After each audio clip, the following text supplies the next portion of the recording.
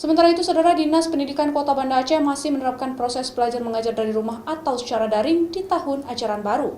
Kota Banda Aceh belum termasuk zona hijau sehingga aktivitas lingkungan sekolah baik tingkat SD hingga SMP yang ada di seputaran Kota Banda Aceh masih sepi.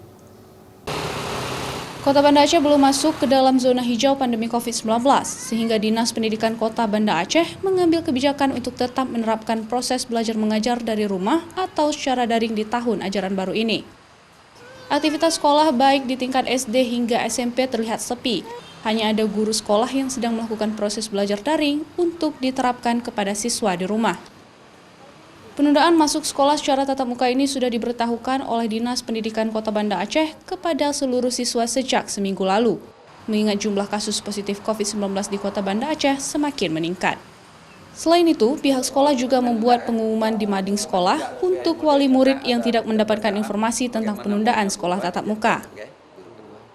Itu memang sudah kita informasikan sejak seminggu sebelum ini. Di samping itu juga ada informasi dari Bapak Wali Kota bahwa untuk Kota Banda Aceh belum mendapat zona hijau, sehingga kita tetap masih belajar di rumah. Dalam menyikapi ini untuk belajar di rumah, kita membuat sebuah model baru, yaitu menghadirkan orang tua sebagai guru kedua.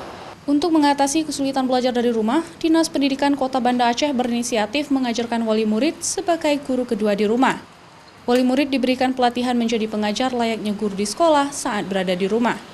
Mereka juga diberikan buku paket sekolah sebagai bahan ajaran di rumah, dan biasanya dalam satu paket ada 10 bahan ajar. Namun karena pandemi COVID-19, siswa diperbolehkan hanya belajar 5 bahan saja dalam satu buku. Menjadikan wali murid sebagai guru kedua menjadi alternatif baru yang dilakukan Dinas Pendidikan Kota Banda Aceh untuk mengatasi persoalan belajar daring menggunakan teknologi digital.